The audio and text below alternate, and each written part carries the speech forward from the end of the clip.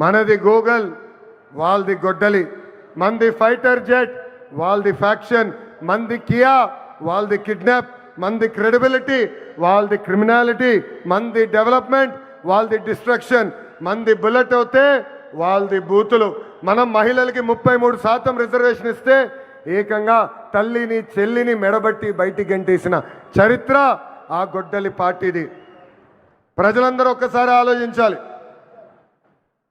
జగన్ ఆయన పేరులో జీ చూసి జెన్జీ అనుకుంటున్నాడు. జగన్ పేరులో ఉన్న జీ గొడ్డలి. అందుకే ఆ పార్టీకి గొడ్డలి పార్టీ అని ఈరోజు పేరు పెడతాం జరిగింది. జగన్కి సిసిడి జబ్బు ఉందండి. సిసిడి అంటే ఏంటో తెలుసా? క్రెడిట్ చోరీ జబ్బు, క్రెడిట్ చోరీ డిసార్డర్. ఏకంగా పేపర్లో వార్తలు వచ్చినాయి, ఆంధ్ర రాష్ట్రానికి ఆర్సిలర్ మిత్తల్ ప్రాజెక్ట్ వస్తుందని. ఆయన ప్రెస్ మీట్ పెట్టి ప్రాజెక్ట్ రావట్లేదు, పక్క రాష్ట్రానికి వెళ్తుందని చెప్పారు. గౌరవ ముఖ్యమంత్రి గారు, ఉప ముఖ్యమంత్రి గారు ఆ ప్రాజెక్ట్కి శంకుస్థాపన వేస్తే లేదు నేనే ఆ ప్రాజెక్ట్ని తీసుకొచ్చానని ప్రెస్ మీట్లో చెప్పే పరిస్థితి మనందరం చూసాం. ఇంతేకాదు ప్రపంచం మొత్తం తిరిగి పెద్ద ఎత్తున గూగుల్ని మన రాష్ట్రానికి తీసుకొస్తే వాళ్ళు అడ్డుపడ్డారు, కోర్టులో కేసేశారు.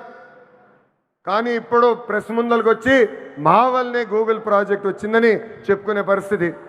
ఇంకా కొన్ని సంవత్సరాలు పోతే ఆగస్ట్ 15 నాడు భారతదేశానికి స్వాతంత్రం తీసుకొచ్చింది మా తాత అని చెప్పుకునే పరిస్థితికి సిసిడి జగన్ వస్తారు. జగన్ కొన్ని కంపెనీలు తీసుకొచ్చాడు. ఆ కంపెనీ పేర్లు మనందరం మర్చిపోయాం. ప్రజలందరూ ఒక్కసారి గుర్తు చేయాలనుకుంటున్నా. ఆ కంపెనీ పేర్లు Andhra gold, president medal, gold medal. అలాంటి కంపెనీలు తీసుకొచ్చిన చరిత్ర ఆ పార్టీది. Google, Arcelor Mittal, royal Enfield, fighter jet తయారు చేసిన పరిశ్రమలు తీసుకొచ్చిన చరిత్ర మా ఎన్డీఏ ప్రభుత్వాన్ని. చిన్నప్పుడు 10th క్లాస్ పేపర్ లీక్లో టీచర్లు జగన్ని చితకబాదారంట. అందుకే టీచర్లు చూస్తే ఆయన చాలా కోపం, కక్ష. అధికారంలో ఉన్నప్పుడు మద్యం షాపుల ముందల కాపులాగా నిలబెట్టారు ఆయన టీచర్ని. ఏకంగా మనం డిఎస్సి విడుదల చేస్తే 226 కేసులు ఆ డిఎస్సి పైన వేశారు.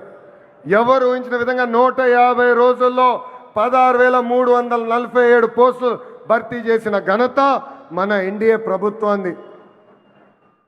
నిన్న ప్రెస్ మీట్ నేను చూసా. జగన్ నన్ను ప్రశ్నించట్లేదు, గౌరవ ముఖ్యమంత్రి చంద్రబాబు నాయుడు గారిని ప్రశ్నించట్లేదు, ఆంధ్ర రాష్ట్ర ప్రభుత్వాన్ని ప్రశ్నించట్లేదు.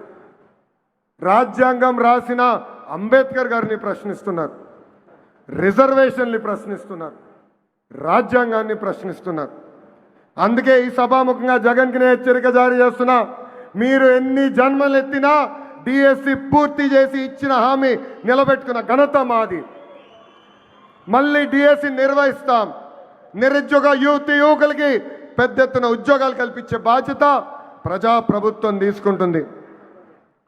ఈ జగన్కి కనీసం దేశభక్తి అన్న కూడా లేదు. మేమందరం పోరాడి పెద్ద ఎత్తున సాగర్ డిఫెన్స్ అన్న పరిశ్రమని ఆంధ్ర రాష్ట్రానికి తీసుకొచ్చాం. వాళ్ళు ఏకంగా భారతదేశం డిఫెన్స్ కోసం బోట్లు తయారు చేసే పరిశ్రమ. కావల్లో కనీసం 1000 మంది మత్స్యకారుల పిల్లలకి ఉద్యోగాలు ఇచ్చే పరిశ్రమను మేము తీసుకొస్తే ఏకంగా వాళ్ళపైన ఆరోపణలు చేసి ఆ పరిశ్రమను కూడా తిప్పి పంపించాలని ప్రయత్నించారు. ఇప్పుడు విశాఖ ఉక్కు పైన కూడా మాట్లాడుతున్నారు.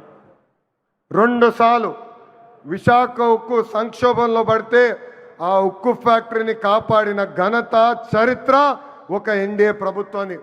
ఆనాడు ప్రధానిగా నరేంద్ర మోడీ గారు, ముఖ్యమంత్రిగా చంద్రబాబు నాయుడు గారు ఇద్దరు కలిసికట్టుగా పోరాడి విశాఖ ఉక్కుని ఒక్కసారి కాపాడారు. దాని ముందల వాజ్పేయి గారు ప్రధానమంత్రిగా ఉన్నప్పుడు, చంద్రబాబు నాయుడు గారు ముఖ్యమంత్రిగా ఉన్నప్పుడే మళ్ళీ విశాఖ ఉక్కుని మనం కాపాడుకుంటాం జరిగింది. మన విశాఖ ఉక్కులో ఒక యాక్సిడెంట్ జరిగింది. 9 మంది కార్మికులు చనిపోయారు.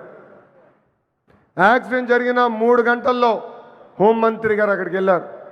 6 గంటల్లో కేంద్ర ఉక్కు శాఖ మార్చులు వచ్చారు. 12 గంటల లోపల ఏకంగా గౌరవ ఉప ముఖ్యమంత్రి గారు, నేను కూడా వెళ్తాం జరిగింది. అక్కడ కార్మికులు కలిసాం, చనిపోయిన కుటుంబాలని పరామర్శించాం. వాళ్ళకి ఒకటే హామీ ఇచ్చాం, కేవలం డబ్బులు ఇచ్చి చేతులు దులుపుకునేదానికి రాలేదు, శాశ్వతంగా మీ కుటుంబానికి అండగా నిలబడడానికి మేము వచ్చామని చెప్పాం.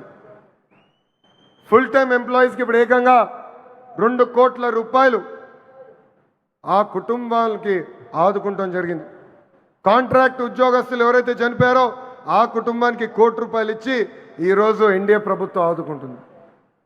ఇన్ని చేస్తున్నా అక్కడికి వెళ్ళి మా పైన ఆరోపణలు చేసి ఇచ్చే 2 కోట్లు వద్దు, 1 కోటి రూపాయలే ఇవ్వండి అని చెప్పే పరిస్థితికి వచ్చాడు పులివెందల శాసన సభ్యుడు. ఇది ప్రజలందరూ గుర్తుపెట్టుకోవాలని ఈ సభాముఖంగా కోరుతున్నా.